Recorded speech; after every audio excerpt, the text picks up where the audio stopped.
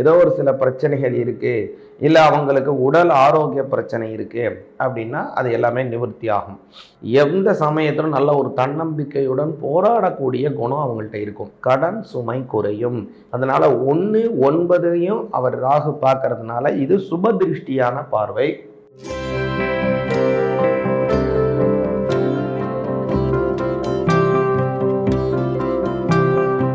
சிவாய நமஹ. திருச்சிற்றம்பலம். வான்முகில் வளாது பெய்க மலிவலம் சுரக்க, மன்னன் கோன் முறை அரசு செய்க குறைவிலாது உயிர்கள் வாழ்க, நான்மறை அறங்கள் ஒங்குக நல் தவம் வேள்வி மல்குக, மேன்மைகொள் சைவ நீதி விளங்குக உலகம் எல்லாம். சிவாய நமஹ. சிவாய நமஹ. முப்போதும் திருமேனி தீண்டும் ஆதிசைவர்கள் குலத்திலே சுந்தரமூர்த்தி சுவாமிகளினுடைய வழி தோன்றல் அடியாருக்கு அடியேன் திருவான்மையூர் சந்தோஷ் திரிமேனி சிவாச்சாரியார். வரக்கூடிய 2025 பார்த்தீங்க அப்படின்னா அற்புதமான பல நல்ல விஷயங்களையும் முக்கியமான சில விஷயத்திலே கவனமாக இருக்க வேண்டிய சூழ்நிலைகளையும் நமக்கு உருவாக்குகின்றது. அதனால் இந்த 2025 எப்படியான பலன்களை நமக்கு வழங்க போகுது அப்படிங்கிறதுக்காக நமது நல்ல காலம் பிறக்குது யூடியூப் சேனலுக்காக பார்ப்போம். இந்த வருஷம் பார்த்தீங்கன்னா வாக்கிய முறைப்படி பார்த்தீங்க அப்படின்னா ராகு கேதுவினுடைய பயிற்சி, அதாவது ஏப்ரல் மாதம் 26ஆம் தேதி நடக்குது. முக்கியமான இது ஒரு பயிற்சி. அடுத்தது குரு பகவானினுடைய பயிற்சி பார்த்தீங்க அப்படின்னா மே மாதம் 11ஆம் தேதி நடக்குது. மே மாதம் 11ஆம் தேதி இந்த குரு பகவானுடைய பயிற்சி. அதை ஒட்டியாப்பிலேயே சனி பகவான் வக்ரகதி அடைகிறார். அந்த வக்ரம் நவம்பர் மாதம் 19ஆம் தேதி வரைக்கும் அவர் வக்ரத்தில் போகிறாரு. அப்புறம் குரு பகவானினுடைய பயிற்சி மே மாதம் 11க்கு அப்புறம் பார்த்தீங்கன்னா குரு வக்ரம் அடைகிறாரு. அது எப்போ அப்படின்னா நவம்பர் மாதம் 18ஆம் தேதி வரைக்கும் அவர் அதுலேருந்து வக்ரத்தை ஆரம்பித்து போயிட்டுருக்கார். அதனால் இந்த மாதிரி இந்த வருடத்தில் முக்கியமான பயிற்சிகளும் இருக்குது. அதில் முக்கியம் பார்த்தீங்கன்னா சனி பகவானினுடைய பயிற்சி அடுத்த வருஷம் தான் நடக்குது. ஏன் அப்படின்னா வாக்கிய முறைப்படி தான் நம்ம அனுஷ்டானம் பண்ணுறோங்க. அதனால் நமக்கு வாக்கியம்தான் ரொம்ப முக்கியம். திருக்கணித முறைப்படி தான் இந்த வருஷம் சனி பயிற்சி நடக்குது. அதே மாதிரி திருநள்ளாறு பெரிய பெரிய சனி பகவானுக்குன்னு இருக்கக்கூடிய பெரிய சேத்திரத்தில் எல்லாமே பார்த்தீங்க அப்படின்னா 2026 மார்ச் மாதம்தான் அனுஷ்டானம் பண்ணுறாங்க. சனி பகவானுக்கு அந்த சனி பயிற்சி நடக்கும்போது இந்த தங்க காக்கா வாகனத்தில் எழுந்தருளி பெரிய சிறப்பு திருவிழா செய்வாங்க. அது மாதிரியான பூஜைகள் எல்லாத்தையும் செய்கிறாங்க. அதனால் நம்ம வாக்கிய முறைப்படியான சனி பயிற்சி 2026 மார்ச் மாதத்தில். அது மாதிரி இந்த வருஷம் பார்த்தீங்க அப்படின்னா முக்கியமாக சுக்கிர பகவானினுடைய வக்ர காலம் ரொம்ப முக்கியமான காலம் அப்படிங்கிறதெல்லாம் நிறைய இருக்கு.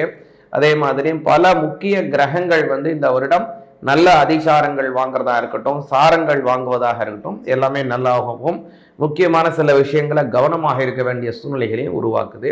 அதனால மேஷம், ரிஷபம், மிதுனம், கடகம், சிம்மம், கன்னி, துலாம், விருச்சிகம், தனுசு, மகரம், கும்பம், மீனம் அது மாதிரி இருக்கக்கூடிய எல்லாருக்குமே சரி நம்ம இந்த கிரக சூழ்நிலைகளால எப்படியான பலன்களை வழங்குது அப்படிங்கிறத தெளிவாக பார்ப்போம். ரொம்ப ஒரு கம்பீரமான விஷயங்கள் செய்யக்கூடிய ஆற்றல் படைத்தவங்க மேஷராசிக்காரங்க. மேஷராசிக்காரங்களுக்கு இந்த வருஷம் பார்த்தீங்க அப்படின்னா 2025 பல நல்ல விஷயங்களை தரக்கூடிய விஷயமாகவும் சில விஷயங்களில் முக்கிய கவனத்துடன் இருக்க வேண்டிய சூழ்நிலைகளையும் தருது. முதல்ல எதெல்லாம் உங்களுக்கு நிறைய ப்ளஸ் அப்படிங்கிறத பார்ப்போம். உங்களுடைய ராசிநாதனாக இருக்கக்கூடியவர் செவ்வாய் பகவான். செவ்வாய் பகவான் பார்த்தீங்க அப்படின்னா இந்த வருடத்தில் அவருக்கு முதல்ல அவருடைய இடம் ஆரம்பிக்கிறது மிதுன ராசியில தான் ஆரம்பிக்கிறார்.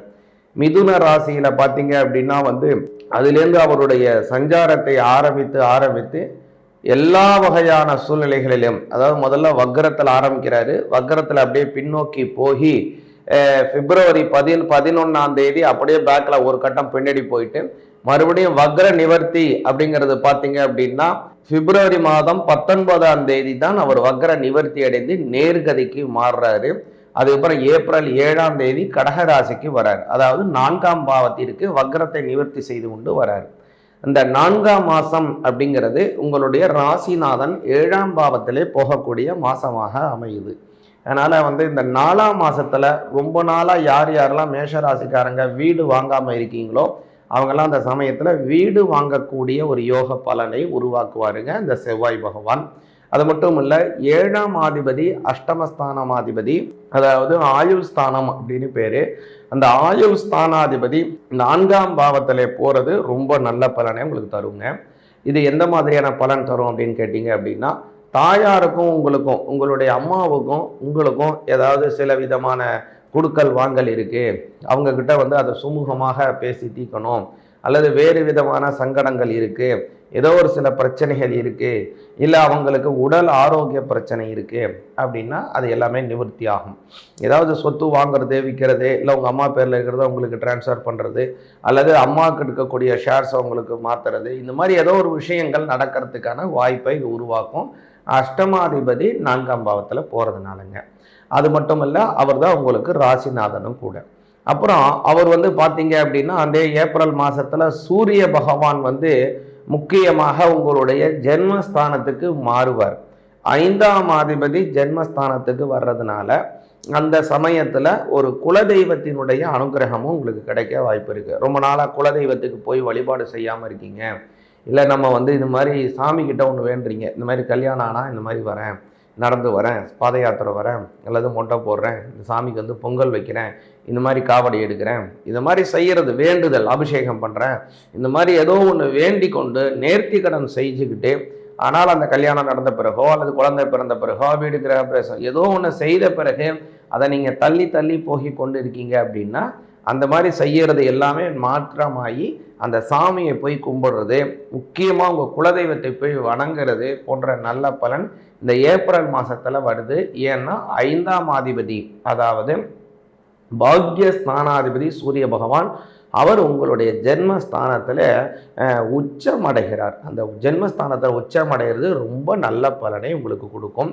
பொதுவாகவே மேச ராசிக்காரங்க பார்த்தீங்க அப்படின்னா எந்த சமயத்திலும் நல்ல ஒரு தன்னம்பிக்கையுடன் போராடக்கூடிய குணம் அவங்கள்ட்ட இருக்கும். எதனால் அப்படின்னா சூரிய பகவான் தான் அதற்கு முக்கிய காரணம். 5ற்கு உடையவராகவும், அதாவது பாக்யஸ்தானத்துக்கு அதிபதியாகவும் மட்டும் இல்லை, அவர் உங்களுடைய ஜென்மஸ்தானத்துக்கு வந்ததுனால உச்சம் அடைவார். அந்த ஜென்மஸ்தானத்தில் அவர் உச்சம் அடைகிறதுனால பார்த்தீங்கன்னா அமோகமான பல நன்மைகளை வழங்குவார். அப்புறம் ஏப்ரல் மாதம் 26ஆம் தேதி ராகு கேது இவங்களுடைய பெயர்ச்சி நடக்குதுங்க. ராகு பகவான் பார்த்தீங்கன்னா இதுவரை உங்களுடைய 12ஆம் இடத்துலையும் கேது பகவான் 6ஆம் பாவத்திலையும் இருக்காங்க. இவங்க 2 பேருமே பெயர்ச்சி அடைகிறாங்க. அதாவது கேது பகவான் உங்களுடைய 6ஆம் பாவத்திலிருந்து 5ஆம் பாவத்துக்கும், ராகு பகவான் 12ஆம் பாவத்திலிருந்து உங்களுடைய லாபஸ்தானம் அப்படின்னு சொல்லக்கூடிய 11ஆம் பாவத்துக்கும் வராங்க. பொதுவாகவே எல்லா கிரகமும் பார்த்தீங்க அப்படின்னா மேஷம், ரிஷபம், மிதுனம், கடகம், சிம்மம், கன்னி, துலாம், விருச்சிகம் அப்படின்னு நேர்கதியில் போயிட்டு இருக்கும். ஆனால் இந்த ராகுவும் கேதுவும் எப்போதுமே பின்கதி, அதாவது அபசவ்யம் அப்படின்னு சொல்லுவாங்க, பின்னோக்கியே செல்லக்கூடிய குணாதிசயம் அவங்களுக்கு இருக்கும். மீன ராசி, கும்பராசி, மகர ராசி, தனுசு ராசி, விருச்சிக ராசி, துலா ராசி அப்படின்னு பேக்லேயே போயிட்டு இருக்கும். அது மாதிரி குணாதிசயம் இருக்கிறவங்க ராகு கேது.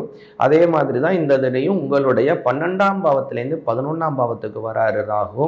கேது பகவானை பார்த்தீங்க அப்படின்னா உங்களுடைய 6ஆம் பாவத்திலிருந்து 5ஆம் பாவத்திற்கு கேது பகவான் வராரு. இது எந்த மாதிரியான இம்பேக்டை மேஷராசி ஆகிய உங்களுக்கு வழங்கும் அப்படின்னு பார்த்தீங்கன்னா, முதல்ல கடன் சுமை குறையும்.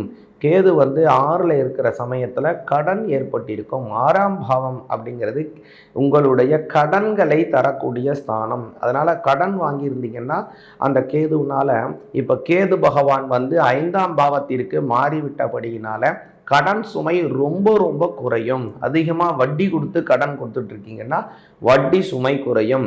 அந்த வட்டி ரொம்ப கம்மியானபடியான சூழ்நிலைக்கு அந்த கடனை மாற்றுவீங்க. அப்புறம் அது மட்டும் இல்லைங்க, ராகு பகவான் 11ஆம் இடத்துக்கு வராரு.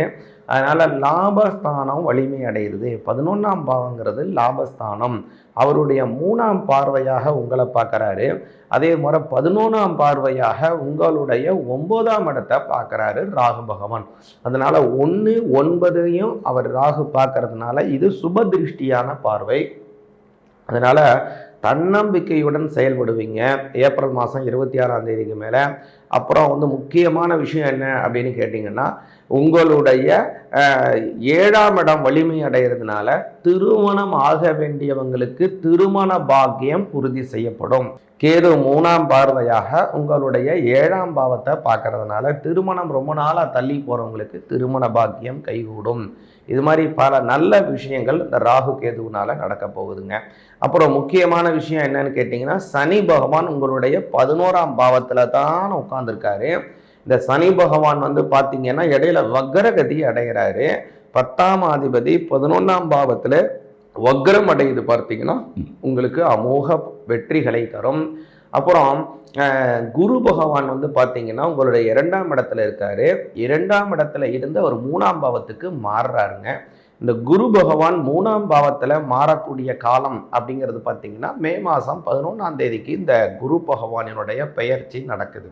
அதனால் இந்த சமயம் அப்படிங்கிறது மிக மிக முக்கியமான காலம்.